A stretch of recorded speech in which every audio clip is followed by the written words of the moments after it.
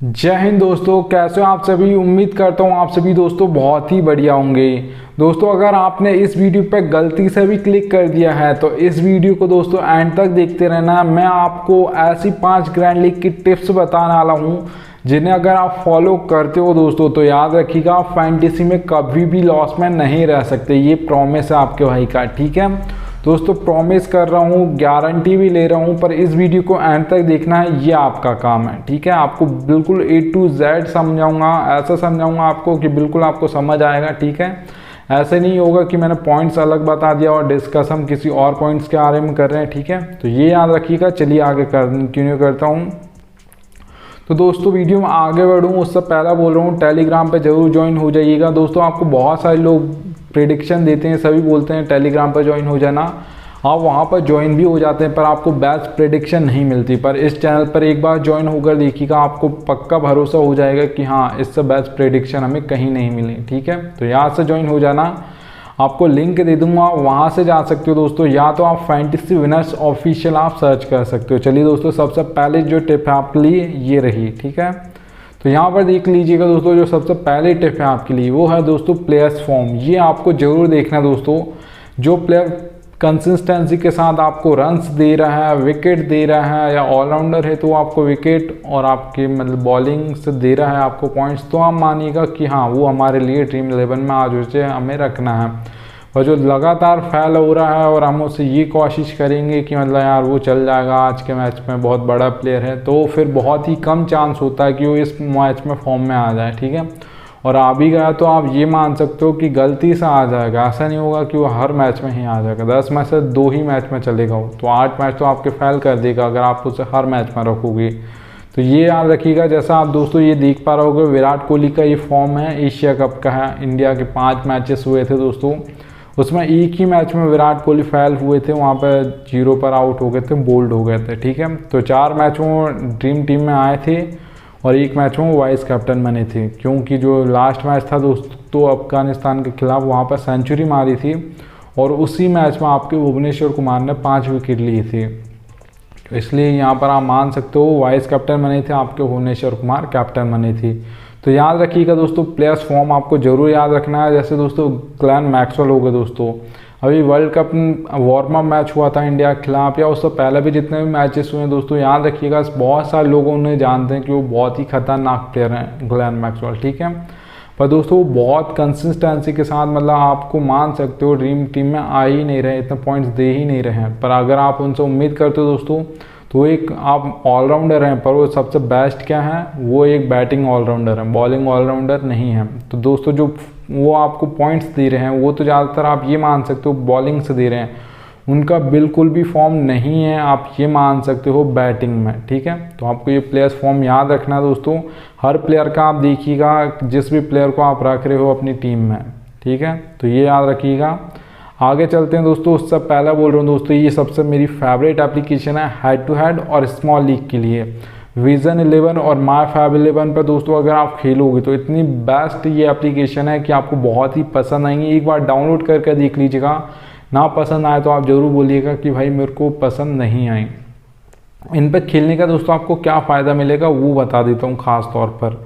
तो यहाँ पर आप देख पा रहे होगे दोस्तों 550 रुपये का आपको प्रॉफिट होगा दोस्तों। कैसे होगा देखिएगा दोस्तों, ड्रीम 11 पर अगर आप खेलते हो दोस्तों तो यहाँ पर देखिएगा 5750 रुपये एंट्री फीस लेती है इसी कॉन्टेस्ट के लिए आपकी विजन 11 और माई फैब 11 दोनों एप्लीकेशन आपसे 5200 लेती हैं। 1 रुपये कम है पर हम 200 ही बोलेंगे, ठीक है। तो सीधा सीधा आपके कितने रुपए बच गए, 550 रुपये दोस्तों बच जाते हैं आपके। तो आप मान सकते हो 550 रुपये का आपको प्रॉफिट हो गया, ठीक है। अब आप दोस्तों ये मत मानिएगा कि मतलब ये बड़े बड़े ही कॉन्टेस्ट हमको खेलना है तो ही हमको प्रॉफिट होगा इस एप्लीकेशन पर, नहीं।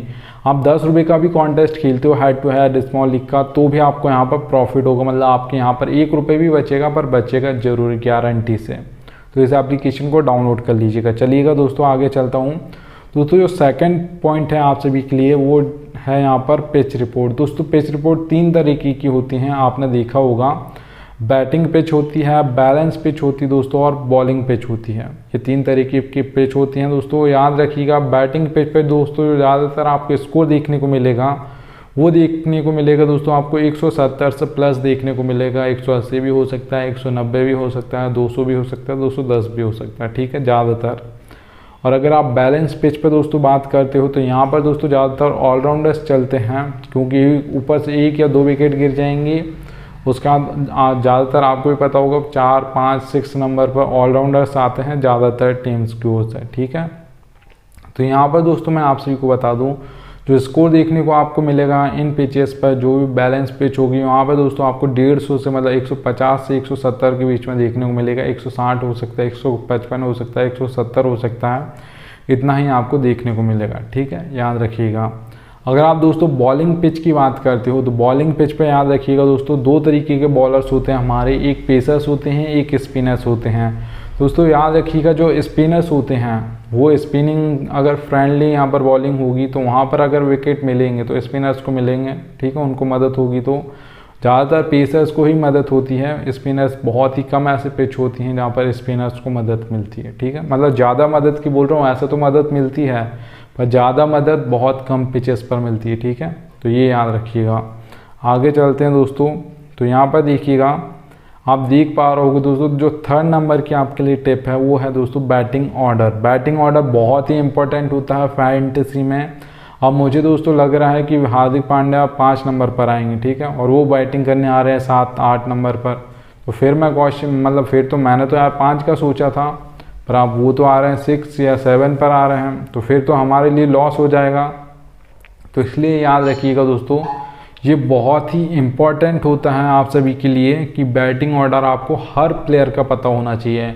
अब बैटिंग ऑर्डर लिखा दोस्तों, इसका मतलब ये नहीं कि बॉलर्स का आपको पता नहीं होना चाहिए कि मतलब कहाँ पर वो ओवर्स डालेगा। हाँ ये होता है, आप ये सोचेंगे कि वो तो सिचुएशन के हिसाब से चेंज कर देते हैं, तो वो याद रखिएगा दोस्तों जब बहुत कम चेंज करते हैं सिचुएशन के हिसाब से, और सिचुएशन के हिसाब से भी आता है तो वो भी मैं आपको बताता हूँ, ठीक है। तो याद रखिएगा दोस्तों बैटिंग ऑर्डर आप कैसे चेक कर सकते हो वो कोई नहीं बताता, सिर्फ आपका भाई बताता है। इसलिए यहाँ से टेलीग्राम पर जुड़ जाना, आपको जो डेली की प्रेडिक्शन वीडियोस मिलेंगी उन पर आपको ये मिल जाएगा, ठीक है। तो यहाँ पर देखिएगा जैसा दोस्तों मैंने लिख कर रखा है, ये आपको ड्रीम 11 का फॉर्मेट दिख रहा होगा। यहाँ पर आप देख पा रहे हो दोस्तों जो रोहित शर्मा है उनके सामने 2 लिखा है, तो मतलब ये दूसरे नंबर पर बैटिंग करने आते हैं। आप KL Rahul first ball face करते हैं तो वो 1 पर हो गए, आपके रोहित शर्मा दोस्तों 2 पर हैं तो वो 2 पर हो गए, ठीक है, याद रखिएगा। विराट कोहली की दोस्तों अगर आप बात करते हो तो सभी को पता है 3 नंबर पर बैटिंग करने आते हैं, तो उनके सामने क्या लिखा दोस्तों 3 नंबर, ठीक है। और हार्दिक पांड्या का दोस्तों सभी को बैटिंग ऑर्डर पता है कि 5 नंबर पर बैटिंग करने आते हैं, और अगर कभी कभी ओवर्स करते हैं, वैसे तो ज़्यादातर आपको पता होगा कि इंडिया की ओर से 6th ऑप्शन है ये, ठीक है। तो वहाँ पर ये 2 ओवर करते हैं ज़्यादातर, और कभी कभार हुआ तो 4 ओवर करेंगे अगर विकेट मिल रहे हैं इनको तो यहाँ पर देखिएगा दोस्तों ओ लिखा है और /M लिखा है, ठीक है। तो इसका मतलब दोस्तों क्या है, इसका मतलब है दोस्तों ये ओपनिंग में 1 या 2 ओवर डाल सकते हैं अगर ये 4 ओवर कर रहे हैं, ठीक है, वैसा 2 करते हैं तो आप मान सकते हो 1 ओपनिंग में ओवर डाल देंगे आपके पावर प्ले में, और 1 दोस्तों M है मतलब मिडिल ऑर्डर में डाल देंगे, ठीक है। तो ये याद रखिएगा, मैं आपको बता देता हूँ हर प्लेयर का कि कौन कहाँ पर ओवर डालने वाला है, तो आप उस हिसाब से रखिएगा। फिर यहाँ पर दोस्तों आप भुवनेश्वर कुमार देख पा रहे दोस्तों, ये आपके बॉलिंग सेक्शन में आते हैं ड्रीम 11 में, पर मैंने यहाँ पर रखा है क्योंकि आपका टाइम वेस्ट ना हो। तो यहाँ पर आप दोस्तों देख पा रहे ओ लिखा है /D लिखा है। ओ का मतलब है दोस्तों ओपनिंग में 2 ओवर डालते हैं, आपको भी पता होगा पावर प्ले में, ठीक है। और डी मतलब है दोस्तों डेथ में 2 ओवर डालते हैं भुवनेश्वर कुमार, तो डी का मतलब ये हो गया, ठीक है। तो उम्मीद करूँगा आपको वीडियो पसंद आ रही हो तो एक लाइक ज़रूर कर दीजिएगा। चलिए आगे चलते हैं।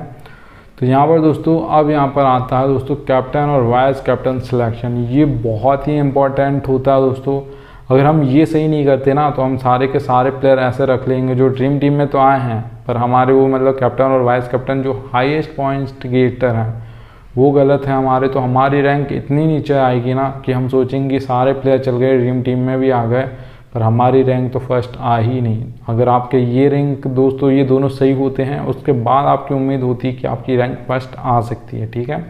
तो ये याद रखिएगा। वाइस कैप्टन दोस्तों थोड़ा बहुत गलती चल जाती है, कम किसी प्लेयर का सिलेक्शन हुआ तो आपकी गलती चल जाएगी, पर ये जरूर होना चाहिए कैप्टन आपका बिल्कुल सटीक होना चाहिए, ठीक है। तो आप ये दोस्तों कैसे कर पाओगे, ये सबसे इम्पोर्टेंट होते हैं दोस्तों फैंटेसी में।